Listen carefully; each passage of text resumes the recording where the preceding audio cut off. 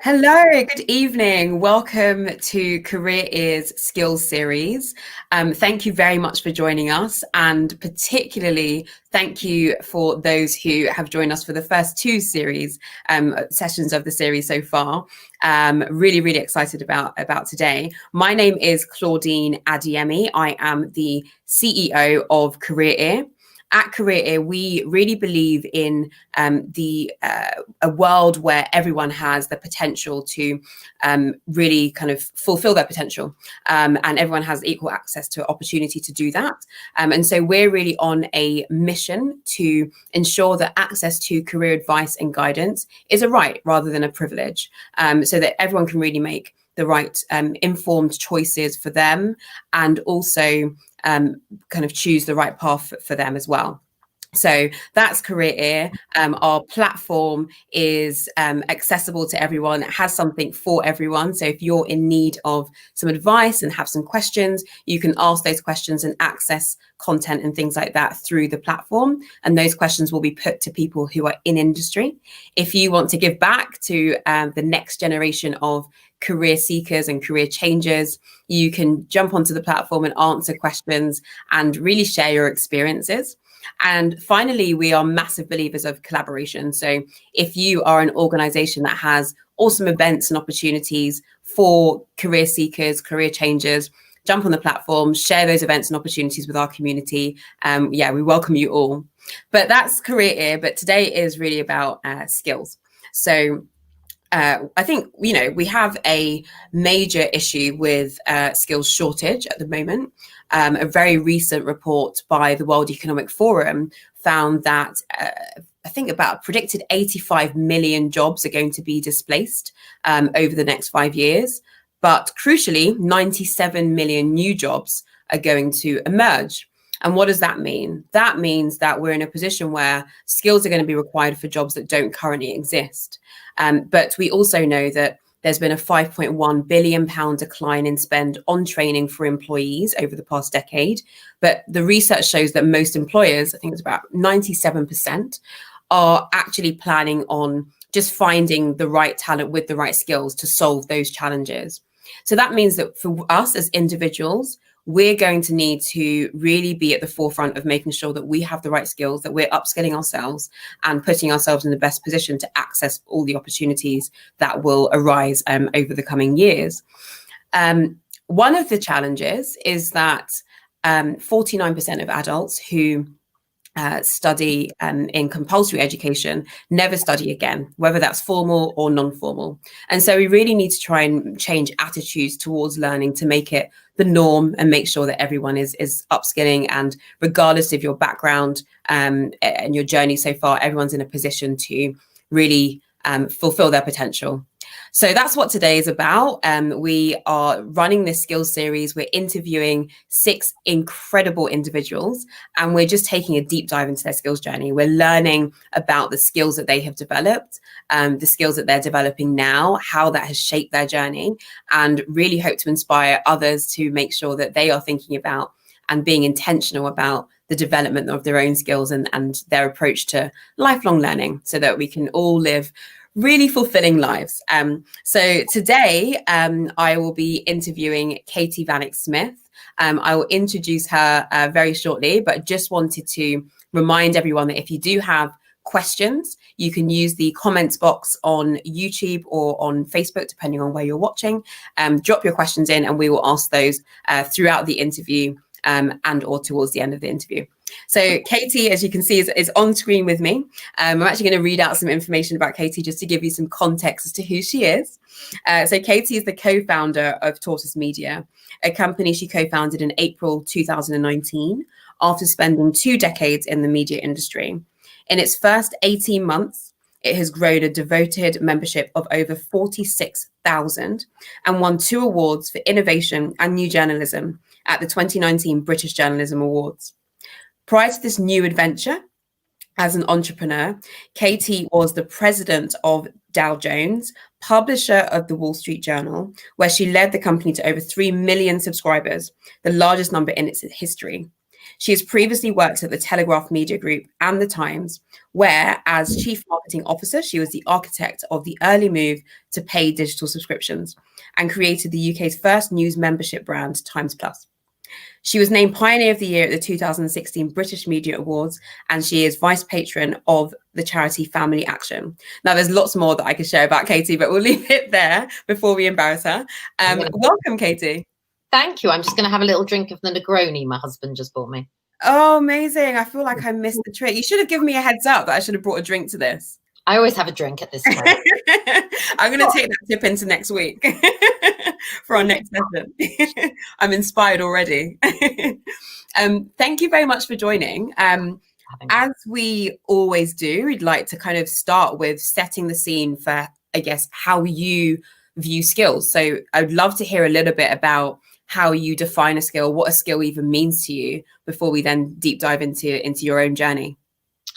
Well, thank you. Listen, and thank you so much, Claudine, for having me. And I have Gajinder, who's one of my team members, to thank for giving me this opportunity to join you this evening.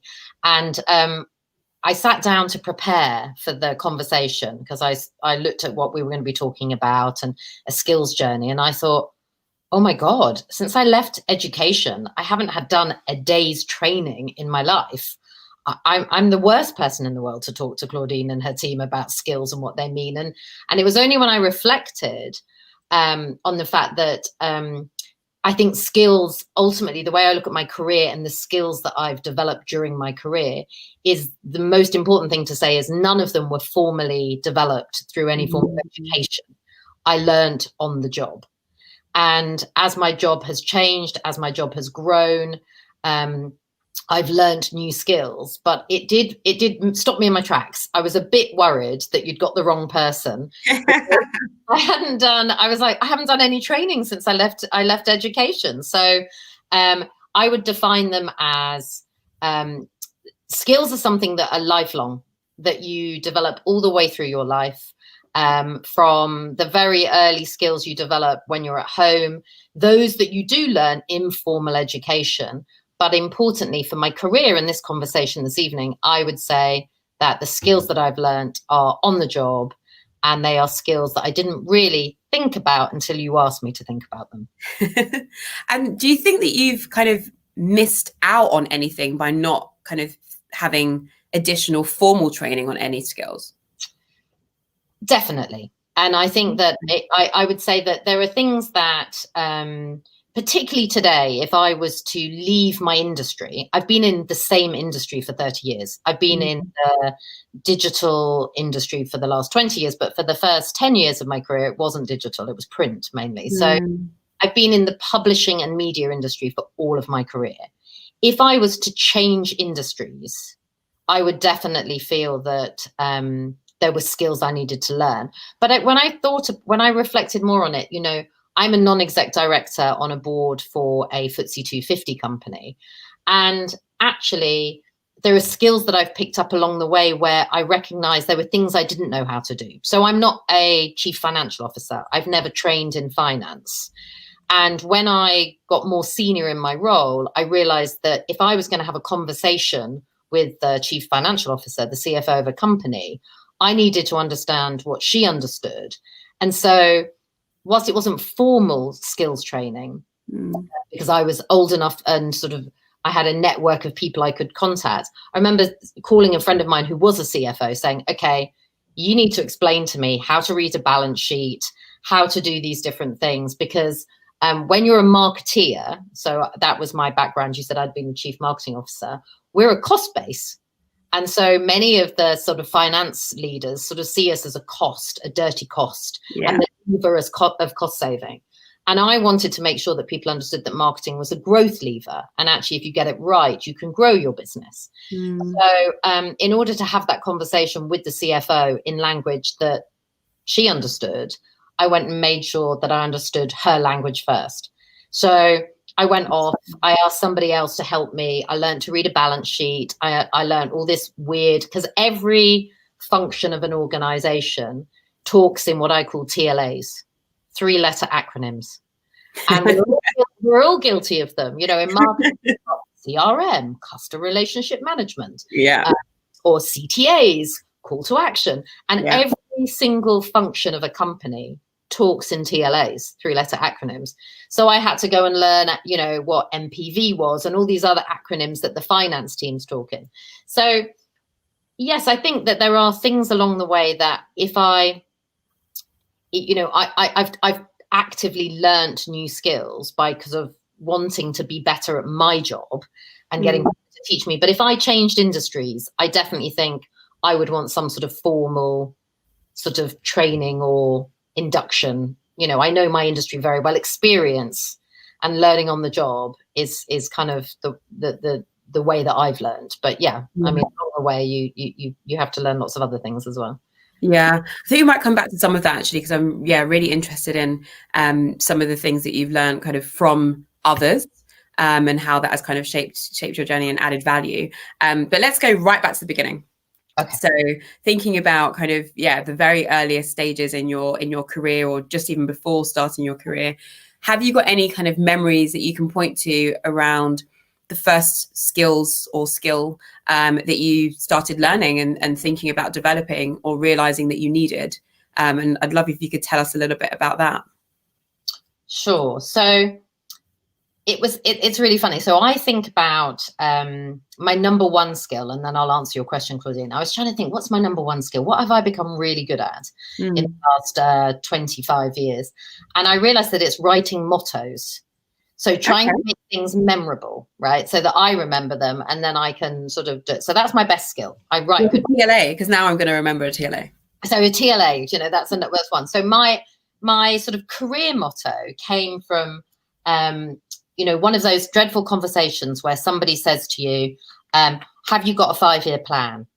And you think, no, I have not got a 5-year plan. And I thought, shit, excuse me, I've just sworn. I thought, shit, I better write a plan. And I was in my probably 30s at the time. So I'd had that benefit of having 10 years at work. And I was able to definitely realize that the career advice I'd been given at school, when you fill in those surveys that told me that I was going to be a pig farmer, or the perfect career for me was pig farming, I definitely realized that they had been wrong. And actually, the way I look at my career and the arc of my career is I was like, in my 20s, I figured out what I was good at. You know, what were the things when I was in work that actually I could point to and say, well, I'm quite good at that, and I'm quite good at that. And that was my sort of foundations of what I went on to do. In my 30s, it was about building a network. In my 40s, it was about delivering for me the security that I needed. So for me, a career and a job was a means to security. So I grew up, you know, my mum's a single parent. We didn't have a lot of money. I was on free school meals, you know, a classic sort of, you know, we fought quite hard. And I was the scholarship girl at a private school. So I never really fitted in to my environment. And I think those lessons and those skills are actually the sort of the baseline of the resilience and that I've built in my life, which is that, you know, if you don't quite fit in somewhere and, you know, you are different to those people around you, you probably find yourself figuring out how to get on with people in really interesting ways. And I was thinking about my early career, and I had no idea what I wanted to do. I mean, I definitely didn't want to be a pig farmer. 100% pig farmer. And I was fortunate, having had a scholarship to my secondary school, I was fortunate enough to be the first person in my family to go to university. And after that, I had no idea what I wanted to do. I thought for a while I wanted to be a teacher. But then the government that came in got rid of the assisted place scheme that had funded my education. And they'd got rid of it, and it was no longer available to people from my background to be able to have their fees paid at the independent school I'd gone to, the scholarship. And so I decided I wanted to go into educational fundraising. And I had 25 job interviews. Everyone offered me a job. And everyone offered me a job, but on unpaid voluntary basis. Oh, my goodness. Okay. And I said, okay, I need the skills, but I can't afford to work unpaid. What do you think I should do in my 25th interview? And the woman said to me, go and get yourself some experience in sales and marketing, because in the charity sector, you can only really earn money when you've got the experience. You know, the classic chicken and egg nightmare scenario. Yeah. So she said, go and get experience in sales and marketing, because that's needed in the fundraising sector for education. So I pulled out a job ad. You know, this was before digital, so it was in the Sunday paper. Ripped out the job ad, and it was a job ad for graduates in sales and marketing at the Times and Sunday Times. And so I went and got the job, and it was £12,000. I couldn't afford to live in London on £12,000. It was 1995-6. So I had to have 2 other jobs. I had a bar job at the weekend, and I did nannying as well to sort of pay my way, as it were. And it turned out that whilst it had been posted as a graduate training scheme, it was, in fact, I would describe it as the worst, the best bad job I could have had. So you were bottom of the rung, and I worked in the advertising department. I absolutely hated selling advertising. I was terrible at it, absolutely awful. And but the key thing there is, like all entry-level jobs, it's a way in. And the thing about an entry-level job is ultimately they're not created to be brilliant experiences for the person's job, because you're at the bottom of the pile, and so everything gets delegated down to you. And when I was reflecting on that first job, I realized, though, that it was the making of my career. And it was the making of my career and the skills that are, you know, that almost the survival skills, if you're honest. If it's a first job and you're in an entry job, you know, those skills of, you know, showing up even when you don't want to, right? The discipline that you learn by turning up, putting a smile on, putting the best foot forward, you know, means that you can sort of, you can be very disciplined. And that's a huge valuable skill for kind of doing work that you need to do to kind of put in the hard yards. You know, for the first time really in a workplace, you actually are thrown into this bear pit of different people and personalities. I mean, for the first time in your life, when you go to work, often you're working with people that are really different to the people that are your friends, your family, the people that you've hung out with, or the people you choose to spend time with. And so, you know, working out how to get on and get by with lots of different people because you have to, right, is brilliant for communication skills. I mean, a huge skill, you know, the art of being able to communicate with lots of different personalities and people. And right, you're at the bottom. So you know what it's like to be bossed around. So once you've been bossed, you have a lot of empathy for others. And I think that, you know, those sort of baseline skills of discipline, communication, empathy are really sort of the basic skills that you get in that first job, because you experience stuff. And if you remember that and take it with you, it's super important. And I think I'll carry on, but I mean, I was very lucky. And you talked about the change at the beginning, like the changes that are happening to jobs and industry, and the fact that many jobs that are going to not exist in 5 to 10 years. But equally, there's a huge amount of new jobs, in fact, more new jobs being created potentially by the changes that you see. So I think if the first piece of advice for getting your skills is take the best entry-level job you can get, because they're not necessarily your passion, but the skills you learn are really important. The next thing I would say, the thing that I was really lucky to do in publishing, is I joined at the sort of tail end of the 90s, which were lovely. There was lots of fun happening. It was parties, lunches, print was still like the like growing, and then this little thing called the internet happened. Yes, because when I first joined work, you'll love this, I had one computer on a desk for 10 people. That was 1996, and that's it, you know, and you didn't have your own computer. And 4 years later, I was asked to be the digital director, the first ever digital director of the Times. And I suppose the second thing I would say to your point about what's changing right now is that when you're early on in a career, the skill that I would advise everybody to kind of take, you know, the opportunity to do, is to jump on a trend, because trends can be your friends. Which is, you know, my career success really started when, after surviving 4 years with my empathy and my communication and my just, you know, sheer doggedness of turning up, you know, because I was only 26 at the time, the editor of the time said, "Oh, you're young. You understand this newfangled thing, the internet and digital. Why don't you be the digital director of the Times?" And I thought, I know nothing about digital. Turns out no one else did. So it was sort of fine. But I think that is a really important opportunity, which is, if you're given the chance to work on something that you can see as a future sort of growth demand skill, get in early. Right. Because, you know, ride that wave. That's what I did. And that was the making of my career, because I went in, I was working with technologists in something that was really relatively new. And they'd tell me everything was impossible. It's impossible to do that. We can't do that for weeks, for months. That's going to take 6 months, Katie, that thing you want. And I thought, I don't believe them. You know, I'm not sure that's right. So I then went and learned to code. Right, which was a great skill, but I didn't know that I was learning to code, but I sort of coded because I wanted to be able to talk to the technologists, like the finance analogy, in their own language. So it's that sort of, I didn't understand the language of the team who were coding. It was in the old days of HTML coding.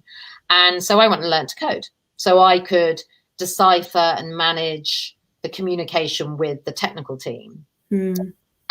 And also there was that thing, which is, you know, the early days of digital were about embracing data. I mean, you know, now data's everywhere and data's the new oil and all that sort of stuff. But this was really, you know, the volume of data that you had because of digital was quite a new thing, right?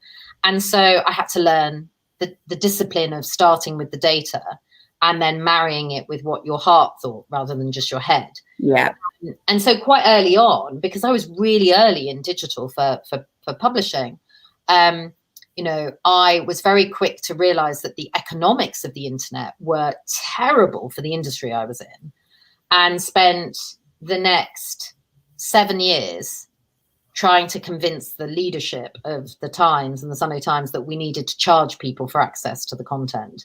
Ended up leaving digital, working in marketing because I couldn't get them to agree to it in 2002, and then ended all the way back coming around in 2010 and doing the paywall. But it did take me a long time. I mean, that's a nice 8-year attempt to put something in place. But I would say, if I looked at those skills now, that sort of jump on a trend, if I was sort of coming into the industry now, I'd be trying to learn more about AI, automation. I'd be kind of really getting into that area and sort of understanding that. But on the other hand, I think that I said this to you in our prequel, I would be looking at the counselling, because I think that's a huge area that's going to grow. You know, mental health needs, but also that empathy with people. I would be wanting to learn about that. And actually, finally, I'd quite like to go into politics, because I think all our politicians are terrible. I think there's probably a few people that would agree with you on that front. Okay, you shared a lot there that I've got so many follow-up questions to some of the things that you shared there. I think I'll do them quickly. I'm really sorry. I will answer those ones quickly. I think the first thing that I'm really pleased about is that you are not a pig farmer. I think that's pretty good. We did have a question here that I will come to from Rosa. I hope I pronounced that correctly, which I think ties into the point you were just talking about in terms of how did you spot the trends to jump on as your career evolved? How can I avoid jumping on the wrong trends and getting on the right trains? So you highlighted and gave some gems away already as to the trends that people can jump on right now. But in terms of that process of being able to spot trends in the first place, how should one go about that? Wow, it's a very big question. I think, to be honest with you, Rosa, there's a lot of luck in my story, and I think this is the case with everybody's careers. And you talk to most people, you know, sometimes it's right time, right place, and sometimes it's sort of a bit of luck. But I would say that you know, if you're in if you're in an industry like I was, and people are scared of something, that's a pretty good sign that it's going to be a trend. So that sounds counter to sort of a kind of happy job to jump on, but digital was both a massive opportunity, but it was also a huge threat.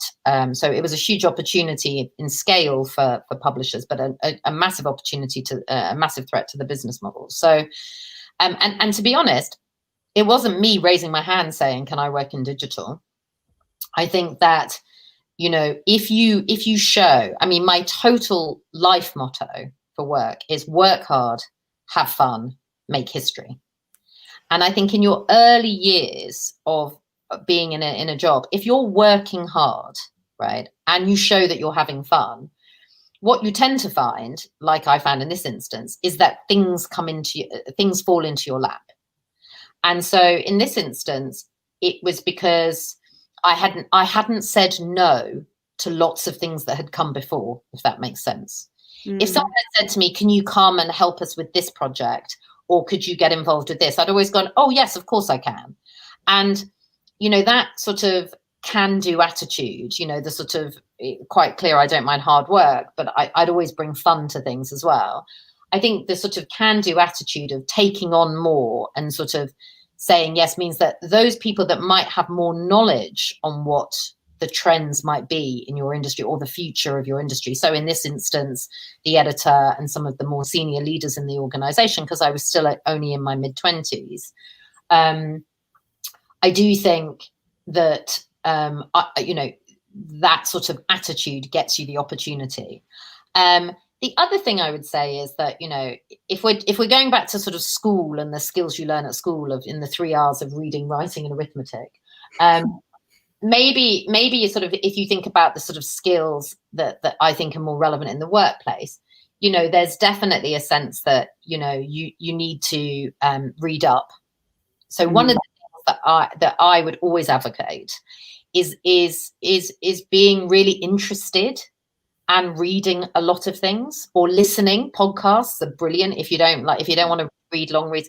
So just be interested in the world around you and sort of look that way rather than that way. And I think a lot of the trends and a lot of the right trains, become more obvious. The more that you engage and the more that you sort of get interested in lots of other topics. So podcasts, reading, all of those things, I think just genuinely immersing yourself in stuff that's not just in your lane and just taking your time to sort of do that, I think is a really good way to spot the kind of right trends, as it were, and not getting on the wrong trains.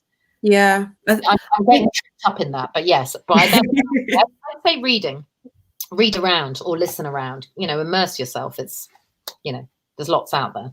Yeah, I think that curiosity piece is really key. And I think that's definitely one of the kind of skills for the future, constantly being curious and really thinking about how you can kind of absorb as much information and as possible. And that, as you say, whether that's reading, whether that's podcast, and just speaking to people, building that network and speaking to people that you might not necessarily speak to, and learning from that. And I think that point around getting on the wrong trends, I think one of the things is that we shouldn't be, I don't know, like constantly kind of having this element of fear probably isn't that healthy. I think sometimes we will jump on the wrong trend, and we'll probably learn all sorts of lessons from that, and that's okay. Okay, so here's the thing. My second R would be reframe, right? So I love Elizabeth Day, but I do not like the how to fail, right? I like the spirit of what she's saying, which is, it's okay to fail, but actually just reframe it. I haven't failed. I've just learned a lesson, and I'm yeah, exactly. So I think you're absolutely right. The only way you learn is by trying a few things, and you won't get it right all the time, but that's sort of okay. And I think that, to your point about asking people as well as being curious, take my example of how I learned how to read finance material. Yeah. Very few people ever say no. Completely agree. if you ask people a favor, I'll give you an insight, right? I mean, totally bonkers, right? Sheryl Sandberg, Facebook Sheryl. I've met her when I worked at the Wall Street Journal. I now basically run a very small, but we're going to be amazing, a very small, interesting startup called Tortoise. And I thought, well, I liked Sheryl when I met her, and she's got a lot to say about things. So I'm just going to ask her if she'll come and, come to our newsroom and do a think-in for us. And my team were laughing at me, and they were like, come on. And, literally, she responded in thank you for your email. You love it, all that sort of stuff. Talk to this person then pass me on to this person. And then this person said, yeah, we'll schedule Sheryl for January. So watch this space. I asked Sheryl to come and do a think-in at Tortoise, and I've had a yes. Mm. I mean, who knew? I just asked. So my point would be, it is our fear. I think you mentioned the fear of failure. I think fear and overcoming your own fear is a really important part of that, because don't worry about the fear of failure. That's just an opportunity to learn a lesson. And people very rarely, if you ask them a favor, can you help me with this? Or could you put me in the right direction? Very few people would say no. Yeah. I'm not going to do that. Yeah. But it's how you ask and what you ask for. Yeah. Definitely. Especially when it's kind of actually quite light touch. So having a conversation or giving a bit of advice. I've definitely found that, people have always kind of been willing to do that, having a coffee or a virtual drinks or something like that. It's even easier now. You don't have to leave your house. So I'm in my bedroom. I can basically drink my drink, finish up this chat, and just hop into bed if I wanted to. I wanted to go back to the points that you were talking about in terms of those basic skills that you got in those early years of your career. So I think you were talking about discipline, communication, empathy, and kind of that being the bedrock of the development of you later on. Just starting with those particular skills, how aware were you at the time that you were actually developing those skills, and how intentional were you about developing those skills and wanting to hone those skills? And what does that look like in terms of kind of the rest of your journey and how those skills still play a part? I don't think I ever reflected on the skills I was learning until I reached my 30s. So if people are in their 20s listening to this, you're like already ahead of where I was. I was nowhere at 20. I mean, I was down the pub quite a lot and having a lovely time, working really hard, playing really hard, but I definitely wasn't making history, or if I was, it wasn't for anything that's repeatable, even at this time of night. And so, often you have to look back to realize how far you've come. And I think that's just a generally great piece of advice for everyone, which is, when you're in it, it's really hard to see, how much you have developed. And it's only when you look back and you think, oh my God, I've done all of these different things. So I think that reflection is a really important part of your of the ability to learn who you are and the skills you've got. And it wasn't really until I was in my 30s, so 10 years into my career, that I started to think about the things perhaps that I needed to work on. I knew the things I was good at. And because when things come naturally to you, you sort of naturally pay to your strengths. And I always say, by the way, know what your weaknesses are. Don't try to fix them. Play to the strengths, right? Everyone always tells you that you need to work on your weaknesses. This is bullshit. I'm sorry. The whole thing in life is that you can't be good at everything. And the whole reason you have teams is because when you build a team, you basically surround yourself and you make sure that the team is complementary and you bring different skills together. If we were all the same, the world would be a very dull place. So why on earth do I need to fix my weaknesses? So anyway, I have a real bugbear of anyone that tries to tell me to fix my weaknesses. I'm like, sorry, I'm just going to play to my strengths. So first of all, just to ask you on that one though, what if you're in a position where you're, you know, not in a position to build your own team or determine who you're working with, and you know that you've got that requirement to have a particular skill to perform your role in a certain way? How do you go about managing that if you're not at all willing to work on your weaknesses? I think that the point is, if you work hard, right? Because if you're in a role where there's specific things that you have to do in the job, right? Then you have to be able to do the specific tasks of the job. So there's a difference between tasks and attitude and aptitude and sort of what I call the wow +1 factor. So if you can't do the tasks, then of course you have to work on that, right? And of course you have to be good at those tasks.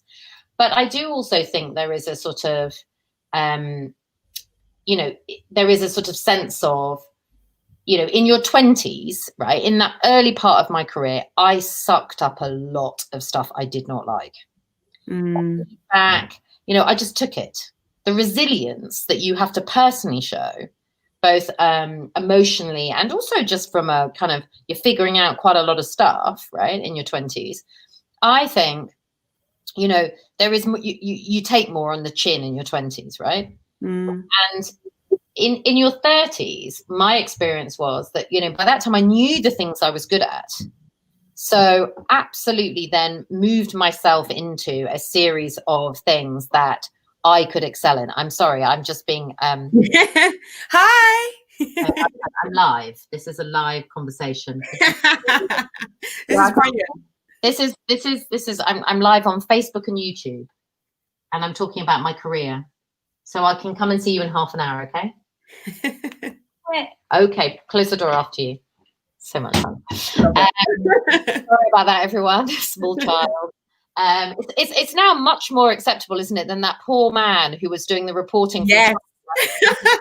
Behind, and he was like, oh, like that. It's now much more acceptable. We're just like, oh, sorry, I've just been interrupted by a child. Sorry. So, look, I think it's really, I don't think it's easy, but I do think there is a sort of sense about, I don't know, teams are made up of different people, right? And so I get what you're saying, which is in my 20s, I probably took a lot more on the chin, but I learned a lot of the resilience that I then, you know, took with me into my 30s. And when I got the chance to build teams, I made sure that my empathy was, and the way that I thought about things meant that I didn't make those mistakes, because you have to choose to do things differently when you have that position of power, right?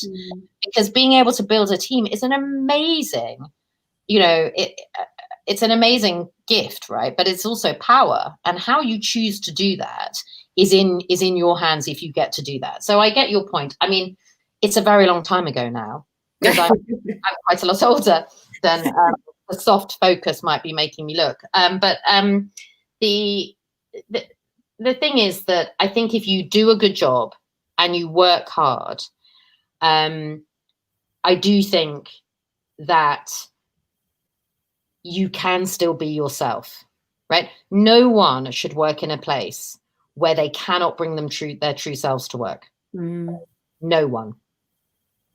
And, you know, you might make a couple of mistakes early on in industry or company, but I'm one of those believers in be more tortoise. I mean, I would say that, wouldn't I? Because I found tortoise. But, you know, in your 20s and 30s and your early career, you sometimes think you need to do everything really fast. Like, 12 months. I mean, I would tell you, as somebody who looks at CVs all the time, I'm very judgmental when people have got only 12 months, and they've got like 15 12 months, right? They're working for 15 years, but they've never stuck anything for more than 12 months. We're all going to be working for 50 years minimum, maybe 60. I hope I retire early, because I'm not sure I've got it in me. Of course you've got it in you. I'm tired already, Katie. But here you go. But that's because you're trying to follow a pattern that was set before the world we live in now. My friend takes a retirement year every 7 to 8 years. He's like, I'm taking a year out now. I'm taking a retirement year. I'm taking my retirement early in bundles, right? Yeah, nice. He got to the place that he could do that. He was like, I can do this now. I can take a retirement year. But we're all going to be working a long time, right? And so I think that, it's a long game. So when we think about a career, we're not thinking about jobs for life anymore. I'm not saying you turn up and you do the same job from here to here. But I do think you need to game it, and you need to show a bit of patience and commitment, because, let's be honest, people talk about work-life balance all the time, and I don't believe in that, by the way. I think I'm really fortunate because I've moved beyond work-life balance. I love what I do. I am so passionate about my job. I am absolutely 100% like excited by it. So I don't look at the work-life balance in that lens of, if I wake up in the morning, and I know I'm in an extraordinarily fortunate position that I've managed to find something to do that I love. But the reason I say this is because even me, who is in that fortunate position to have a job that I absolutely love, if I took 10 days, 3 out of the 10 days, I'm like, what am I doing this for? Why am I doing this? Am I good enough at it? Am I okay? Is it going okay? Because even the best jobs are only brilliant 70% of the time. Yeah. So I just think that we need to have a little bit more patience with ourselves and the places that we work, because this is a long game. I'm sorry to be really miserable if everyone's like, oh my God, I'm only 25 and what? I've got to work till I'm 75, 80? Oh shit. Well, we have had a comment here saying, wow, the idea of working for 6 years is scary. Sorry, precious, but the reality is, we will have to. So but if you take that as your start point, right? If you're 20 and you say, I'm going to have to work for 60 years, you do it quite differently. And I think that, you recognize that it is a long game. So to your point, you can learn new things. You can do career changes. It isn't just going to be, because in my 20s, I found out what I was good at. In my 30s, I built my network. In my 40s, I wanted to pay off the mortgage. So in my 50s, I could do what I always wanted to do, right? As soon as I got to security, I can look after myself and my family. I can go do what I want to do in my 50s. The problem was, what I really wanted to do came along when I was 45. I hadn't paid off my mortgage and I hadn't done all the things I said I was going to do, but I did it anyway. Because what I realized was that, what's the worst thing that could happen? The startup doesn't work. I mean, because I'm 25 years into a career, I've got a whole bunch of skills I can fall back on. I mean, if the worst comes to the worst, I can work in a bar, right? I'm very good at making Negronis. I'm very good at cocktails. Better than your husband. Yeah, very good at that. But also, if you're not scared of hard work, and, I think I could go and retrain. I mean, I would love to retrain. So, sometimes I think, it's like I might be a politician. That's the thing I might do. That might be the thing I should go and do. Wow. I think there's too much in my past that wouldn't be good. In terms of kind of this idea around retraining, but I guess in terms of like your own transition, going from having this career where you've got that job security, you've got a kind of a role within an organization, you've got that security of pay rather than the unknown of running a startup. What has that transition looked like, and have you had to reskill or think about your skills in terms of making that transition successful? So I've had to reset my expectations on my monthly outgoings. That's definitely yes. So my budgeting skills and how to read a P&L have come in very handy, because I now and I have a vegetable patch at the bottom of my garden. So the one good thing that's come out of COVID is I now actually have a vegetable patch. So nice. But in all seriousness, yes. And you know what? Initially I was, we're all scared, right? So I go in, do the startup. And I've not changed. This sounds terrible. It sounds a bit like, I don't know how to change a light bulb, which, to be honest, I'm okay at, but my husband less so. But I was like, oh my God, I don't know how to change the photocopier toner, because I haven't done that for years. And I got myself into a bit of a sweat about the fact that I thought I might not be able to, and it sounds really silly, but it was actually more a point about the fact that I had lost, because I had been president of the Wall Street Journal and Dow Jones. I had in my office of Katie Vanneck Smith, I had 5 people that just worked for me, right? Wow.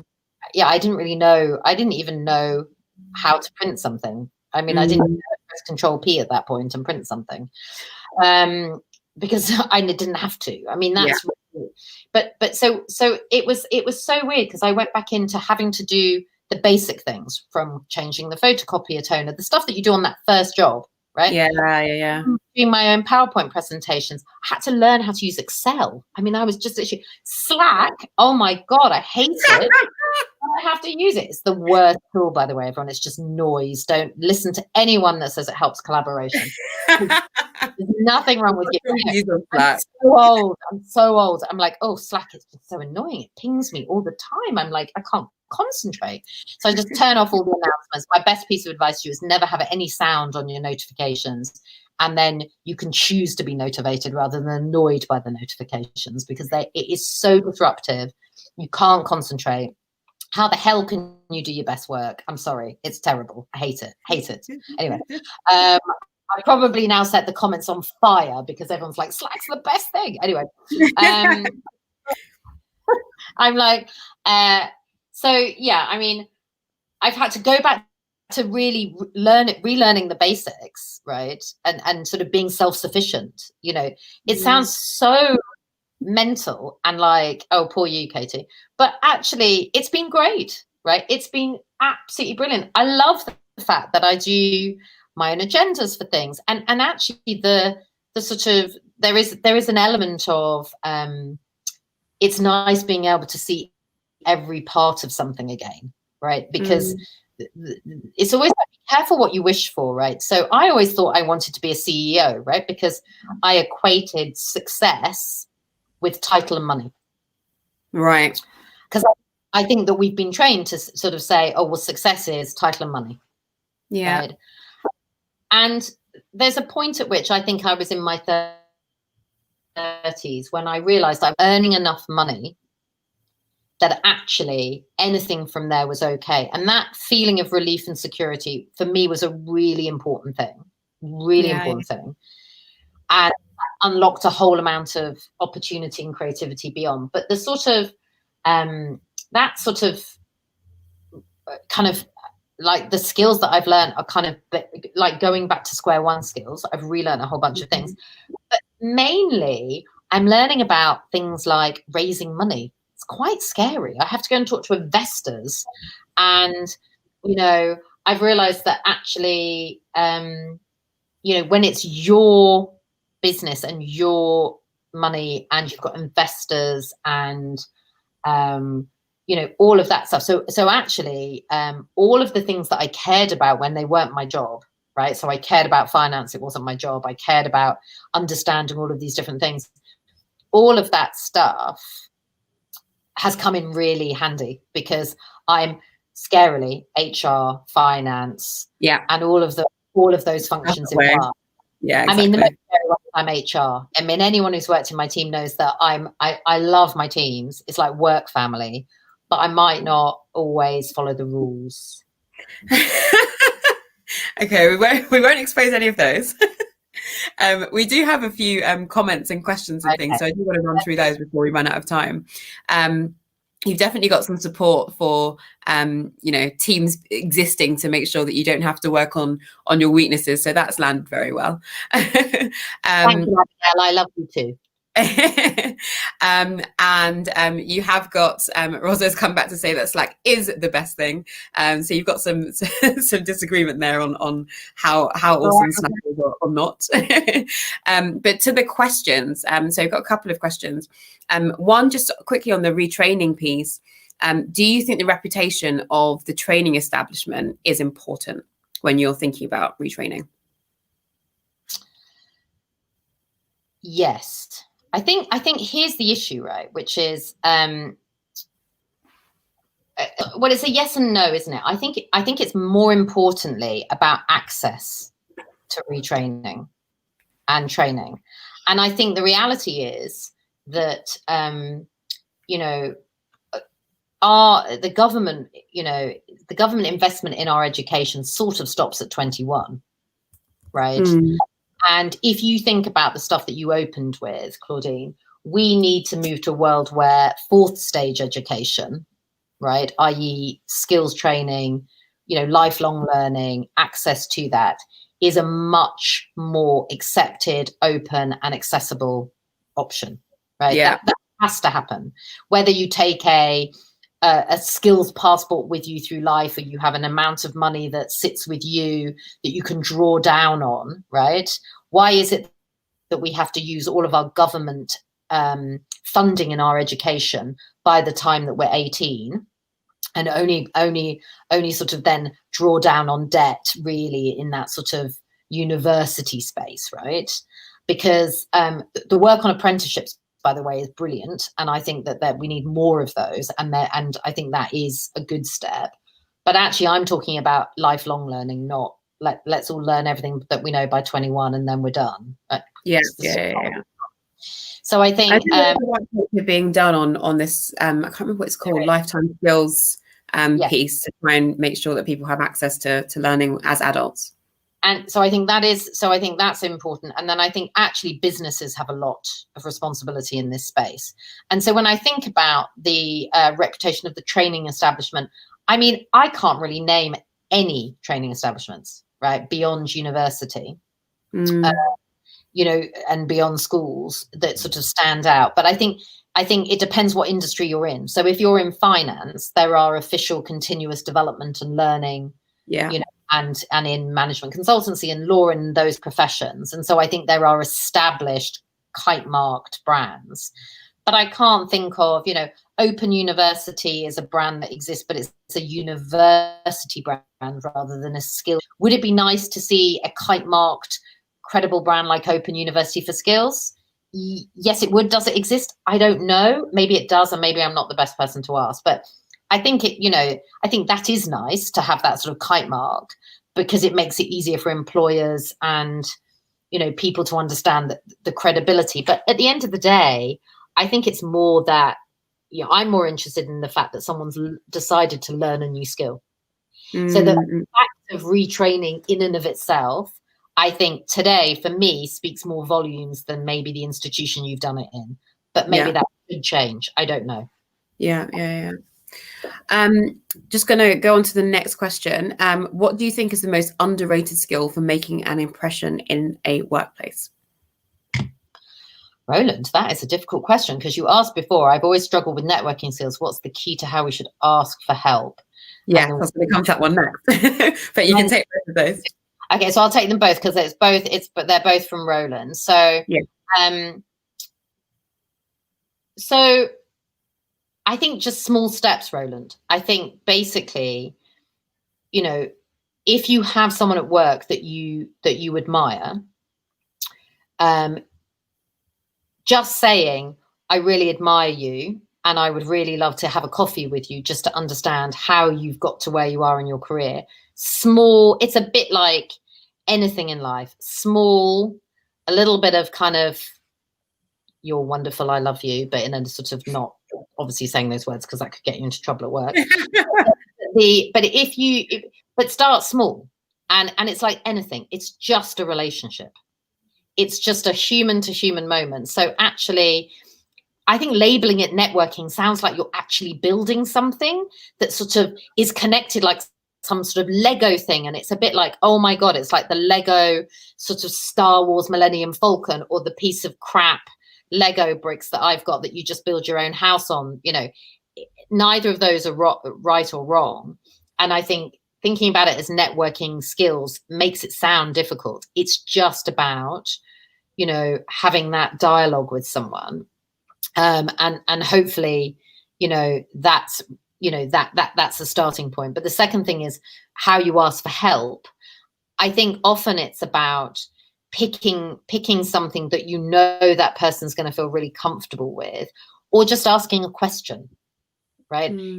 If you don't know how to get something done, or you're interested in learning more about something, showing you're interested, showing that curiosity that Claudine's talked about, honestly, it goes a huge way. So I'd say, don't worry about it. It's just a kind of normal, like, just have a normal conversation that shows your curiosity. And, if you need help and you ask for it, I think people will always do it. Now, what was your second question that I just ignored? What's the most underrated? Yeah. Humanity, being yourself, being human. I think that you're never going to really make the impression you want to make. There's lots of skills. We could do some excellent dancing moments. We could do some other things that you just don't want to do because you're making the wrong impression. If you're going to be the best version of yourself and work somewhere where you can really enjoy it and be the best and give the best to that company, right? Because it's a two-way thing. You have to enjoy it and the company has to be getting the best out of you, right? So the most underrated skill is just the ability, is the idea that you have the confidence to be yourself. Yeah.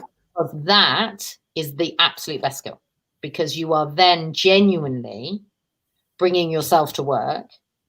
And in bringing yourself to work, we go back to the kind of point I made before, which is a team is made up of lots of different people. Yeah. And to your point before as well, I cannot agree more on the fact that networking is just a dirty word. I think it just has so many negative connotations when actually it's just building relationships and having conversations, which is what we do as humans anyway. Whether you're at the bus stop, just chatting to someone, that's networking. It doesn't really matter. And you don't know where those opportunities are going to come from. And if you want to do it on Slack, Rosa, we've got probably time for one more question, which is this one at the end. Thank you for your fascinating story. So thanks, Katie. Curious about what are presently the trending skills in media or publishing besides data and AI, and that's from Carlos. Interesting. So I think that podcasting is an ability to tell stories in a narrative sense, I think is huge. I think that I'm going to have to say data journalism again, because I think that so much of the news and media has become fast, furious, and part of that breaking news cycle, that actually the facts seem to get lost in the headlines. And so fighting misinformation or fake news, as it got labeled, and all those different things, I think you have to root it in exposing the lies, finding the truth, which are actually traditional journalistic skills that have just got a little bit lost along the way. And then I would say this because I'm Tortoise, not only slow, because obviously the clue's in the name, but one of the things that has been trending for a while, but I think is not going to go away and actually going to get more important, is instead of having an arm's length relationship with your audience, media is beginning to understand the importance of building, mutual relationships.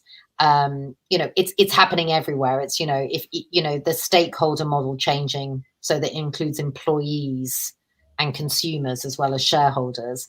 I think this more inclusive, collaborative, participatory trend is a big trend as well. I see a lot more of that. Interesting.